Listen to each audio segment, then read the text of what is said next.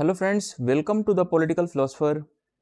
Friends, आज की video में हम लोग जैसा कि पहले से हमने दो पार्ट के बारे में डिस्कस कर लिया है कि हम लोग कुछ टेस्ट सीरीज को ध्यान में रखेंगे। टेस्ट सीरीज में खास करके आने वाले बीपीएससी टीआरई 4 के लिए और यूपी पीजीटी और यूपी असिस्टेंट प्रोफेसर को ध्यान में रखते हुए हम लोग कुछ क्वेश्चंस की प्रैक्टिस सेट या टेस्ट सीरीज के नाम से एक प्रैक्टिस सेशन चला रहे हैं। तो उसका आज पार्ट नंबर 3 होने वाला है और इसमें हम आज 20 क्वेश्चंस की प्रैक्टिस लगाएंगे और कुछ इंपॉर्टेंट क्वेश्चंस होंगे जो एग्जाम में बार बार पूछे जाते हैं। ये इनकी प्रकृति ऐसी होती है जो हमेशा हर एग्जाम में इनका रेपिटेशन होता रहता है। ठीक है, तो इन क्वेश्चंस को आज हम बहुत बेहतर तरीके से समझेंगे चीजों को और देखते हैं अपने क्वेश्चंस को। अगर आप लोग चैनल पर नए हैं तो चैनल को लाइक, सब्सक्राइब और शेयर जरूर कीजिएगा। चलिए, क्वेश्चन नंबर फर्स्ट है, इनमें से कौन सा चलिए इनमें से कौन निर्गुण आंदोलन का संस्थापक नेता नहीं है। निर्गुण आंदोलन का मतलब की बात कर रहा है नैम के बारे में, NAM। ठीक है, नैम की स्थापना 1961 में होती है। ठीक है, 1961 में होती है। अगर आपने नैम के बारे में डिटेल में नहीं पढ़ा है तो मेरी मैराथन की वीडियो सीरीज आप मैराथन की वीडियो सीरीज आप जरूर देखिएगा। और मैंने अपने टेलीग्राम चैनल पर उस मैराथन वीडियो की मैंने मैराथन वीडियोस करवा रखा है, उसका PDF भी मैंने शेयर कर रखा है और वो मेरे हैंड रिटन नोट्स के PDF हैं और उसमें से लगभग 7 से 8 क्वेश्चन जो है हर एग्जाम में फॉरेन पॉलिसी के फंस जाते हैं वहां से। ठीक है, तो आप उनको जरूर रिवीजन कीजिएगा एक बार जाकर के। तो निर्गुण आंदोलन या गुटनिरपेक्ष आंदोलन का संस्थापक सदस्य कौन नहीं है, तो नेहरू हैं, नासिर हैं और टीटो हैं। ठीक है, कर्नल गद्दाफी जो हैं इसके संस्थापक सदस्यों में नहीं आते हैं। Who among the following is a not founding leader of a name. ठीक है, तो कर्नल गद्दाफी इसके फाउंडिंग लीडर में नहीं आते हैं। तो फर्स्ट क्वेश्चन का आपका ऑप्शन नंबर सी सही हो जाता है।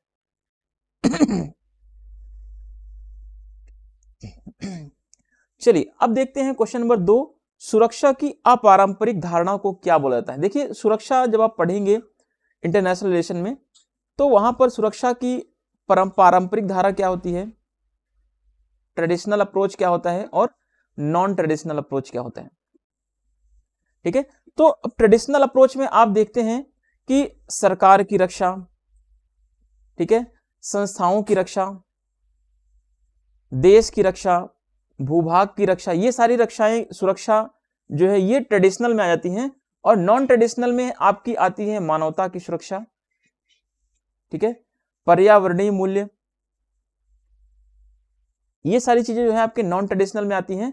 तो अब अपारंपरिक सुरक्षा या अपारंपरिक सुरक्षा की धारणा किससे जुड़ी हुई है, तो मानवता की सुरक्षा से अपारंपरिक जुड़ी हुई है। बाकी ये सारी क्या है, क्षेत्र, संस्थाएं और सरकार, ये तीनों जो है सुरक्षा की परंपरागत अवधारणा के साथ जुड़े हुए हैं। ठीक है, चलिए आगे देखते हैं।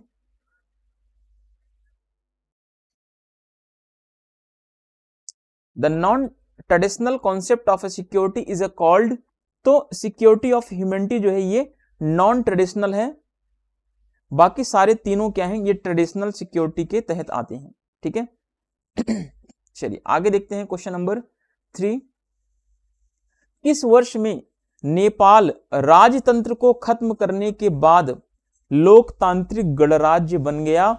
DSSB PGT 2021 के पेपर में क्वेश्चन आया हुआ है। ठीक है, DSSB के अलावा आप HTET का एग्जाम देते हैं, हरियाणा टेट का एग्जाम, तो उसमें भी ये क्वेश्चन आया हुआ है। ठीक है, बात करें तो ये क्वेश्चन और आया हुआ है आपके HP सेट के पेपर में, हिमाचल प्रदेश के सेट के एग्जाम में ये भी क्वेश्चन आया हुआ है। ठीक है, तो इतना इंपॉर्टेंट क्वेश्चन है कि जिसको आपको याद रखना ही पड़ेगा कि नेपाल में राजतंत्र को खत्म कब किया और लोकतंत्र को कब अपनाया, तो 2008 में। इसका सही ऑप्शन हो जाएगा आपका। ठीक है, in which year Nepal became a democratic republic after abolishing the monarchy, तो 2007 में क्या होता है, इसके यहाँ पे मोनार्की को अबॉलिश कर दिया जाता है और प्रॉपरली ये 2008 में रिपब्लिकन को एक्सेप्ट कर लेता है। ठीक है, चलिए क्वेश्चन नंबर 4 है, अल्प विकास का आंद्रे गुंटर फ्रैंक का सिद्धांत किस पर आधारित है? ठीक है, तो आंद्रे गुंटर फ्रैंक ने जो अल्प विकास के सिद्धांत की बात की थी, इन्होंने मेट्रोपोलियन सैटेलाइट रिलेशन के ऊपर बात की थी, महानगर उपग्रह संबंधों पर इन्होंने बात की थी। ठीक है, Andre Gunter Franks theory of under development is a based on, तो बेस्ड ऑन है मेट्रोपोलिस सैटेलाइट रिलेशन के ऊपर बेस्ड है। तो आप अपने क्वेश्चंस को जरूर ट्राई कीजिएगा कि आप कितना क्वेश्चन सही कर पा रहे हैं मेरे आंसर बताने के पहले। ये चीजें बहुत इंपॉर्टेंट हैं। छोटे छोटे क्वेश्चंस ऐसे होते हैं,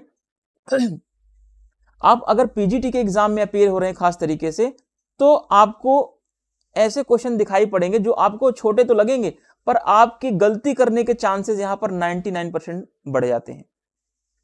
ठीक है, इसीलिए मैं आपको बार बार बताता हूं चीजों को, आप ध्यान रखिएगा। भारतीय विदेश नीति की निम्नलिखित घटनाओं को उनके कालानुक्रम में व्यवस्थित करना है।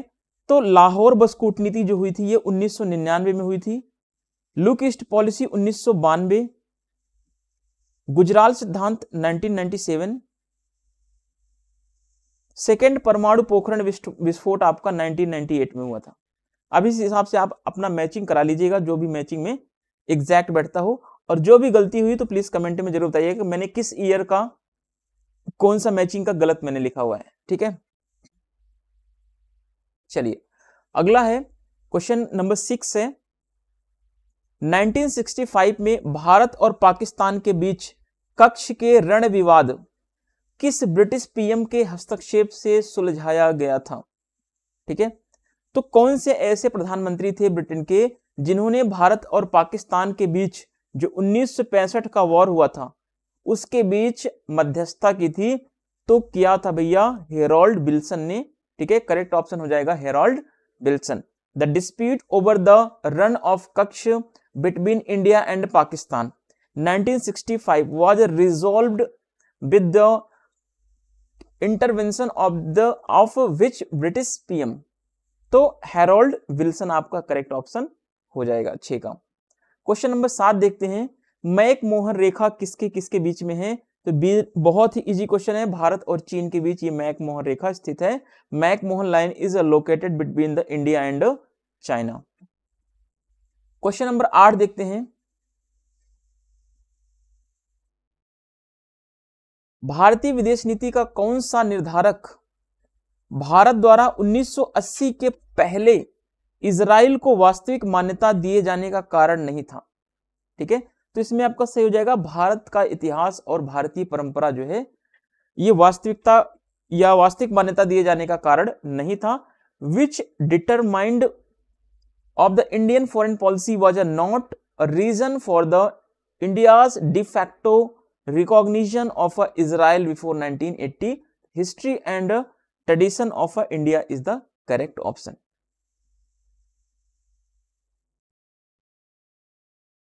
चलिए क्वेश्चन नंबर 9 है, किस संधि ने यूरोपीय संघ यानी यूरोपियन यूनियन की नागरिकता की स्थापना की? तो मास्ट्रिच संधि। ठीक है, मास्ट्रिच संधि से यूरोपीय यूनियन की स्थापना भी होती है और इसकी नागरिकता की स्थापना भी, दोनों चीजें होती हैं इससे। विच ट्रीटी एस्टैब्लिश्ड ईयू सिटीजनशिप? तो ट्रीटी ऑफ मास्ट्रिच जो 1992 में हुई थी। एक चीज और है, आपको इन ट्रीटी को आपको याद रखना है क्रम से भी। अगर आप नेट के लिए जा रहे हैं तो इनको क्रम में याद रखें।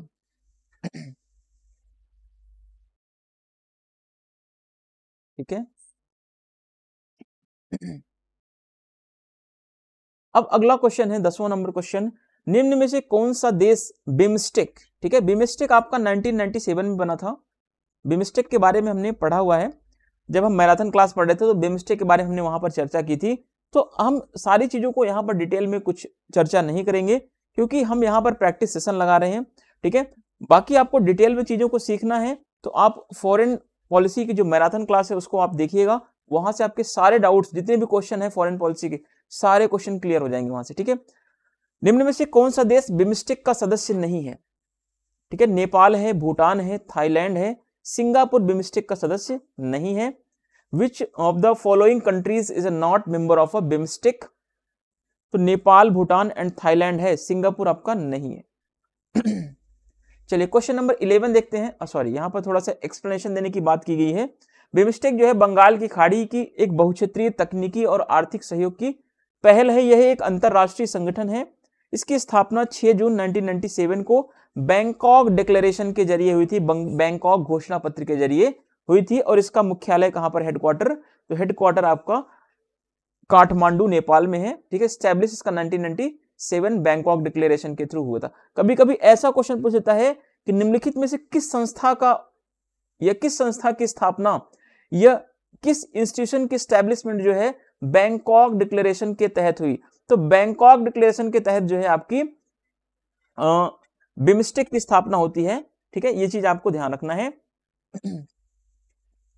अगला क्वेश्चन है, नैम का पहला शिखर सम्मेलन किस वर्ष आयोजित किया गया था। तो नैम जो है 1961 में बना था ये, और 1961 में ही इसका पहला सम्मेलन आयोजित किया गया था। In which year was the first NAM summit held in 1961।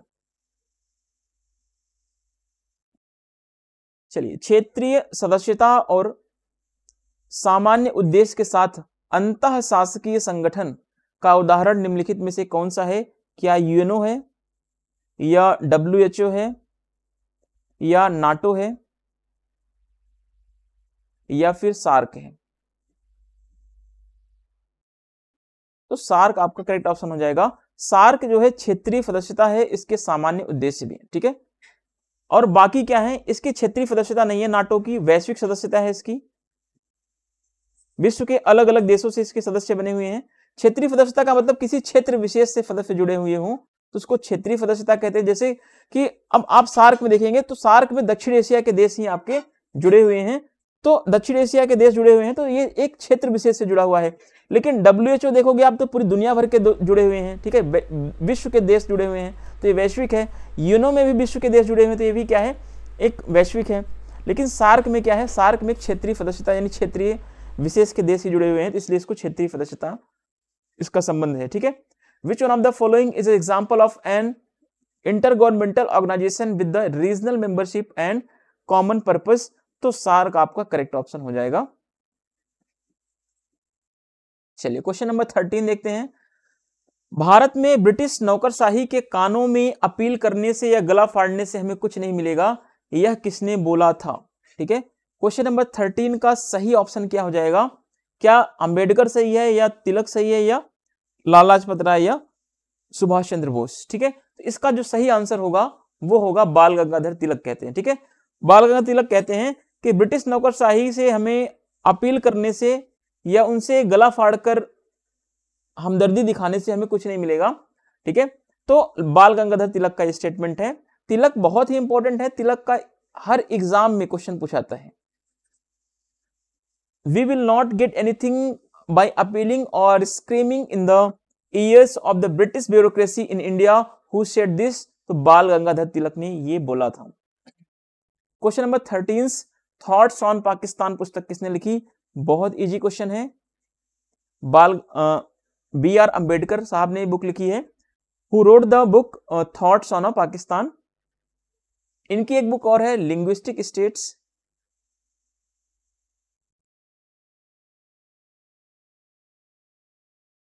ठीक है, गांधी, रनाडे एंड जिन्ना, इनकी बहुत सारी पुस्तकें हैं। आप इनकी बुक्स को क्रम में याद रखें, ये बात ध्यान रखना। अंबेडकर की बुक्स को आप क्रम में याद रखें।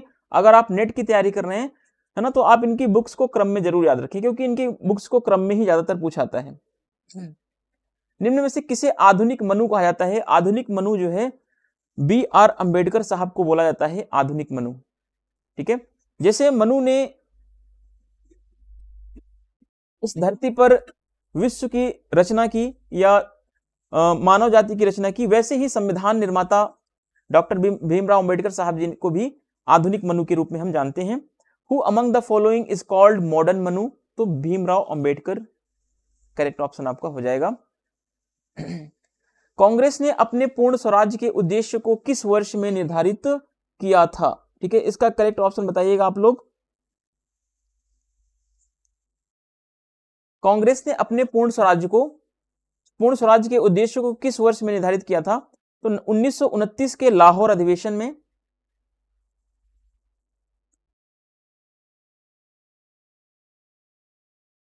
ठीक है। In which year did the Congress set it objective of a Purna Swaraj, तो 1929।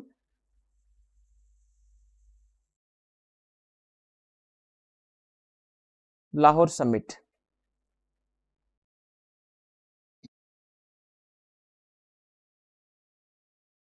चलिए, जन गण मन गीत के हिंदी संस्करण को संविधान सभा ने भारत के राष्ट्रगान के रूप में कब अपनाया था? तो 24 जनवरी 1950 को जन गण मन को हिंदी संस्करण के रूप में संविधान ने अपनाया था। ठीक है, इसका करेक्ट ऑप्शन हो जाएगा कि संविधान सभा ने जनगण मन को हिंदी संस्करण के रूप में 24 जनवरी 1950 को अपनाया था। When was the Hindi version of a song Janagana Mana adopted as the national anthem of India by the constituent assembly? 24 जनवरी 1950, 24 जनवरी 1950 को।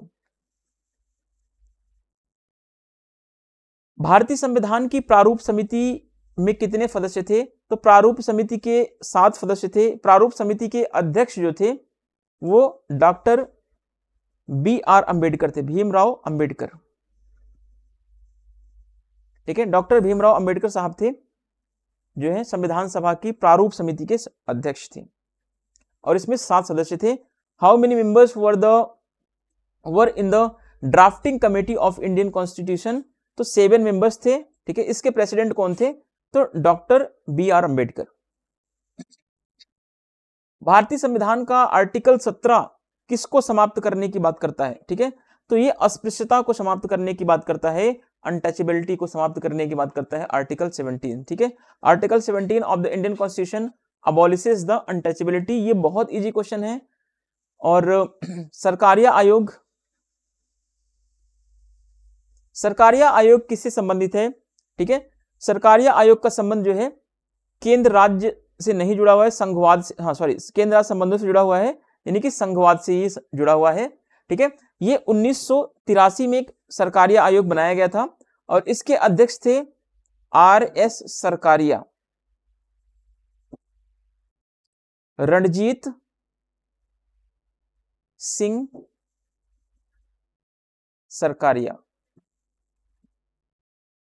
ठीक है, ये केंद्र राज्य यानी संघवाद के ऊपर इन्होंने अपने विचार दिए थे। Sarkaria commission is related to the federalism, तो सही ऑप्शन आपका बी हो जाएगा। इस तरीके से आज का 20 क्वेश्चन कंप्लीट होता है। और देखिए 20 क्वेश्चन में ज्यादा टाइम भी नहीं लगा और हमने लगभग 20 मिनट में 20 क्वेश्चन को कंप्लीट कर लिया है। और ऐसे ही 20 क्वेश्चन हम अगली सीरीज में देखेंगे या 30 क्वेश्चन देखेंगे। जैसे क्वेश्चंस की नेचर होंगे उसी हिसाब से चीजों को हम आगे एनालाइज करेंगे। तो मिलते हैं नेक्स्ट वीडियो में। चैनल अगर पसंद आ रहा है, वीडियो पसंद आ रहा है तो प्लीज चैनल को लाइक, सब्सक्राइब और शेयर जरूर कीजिएगा। Thank you, thanks for watching.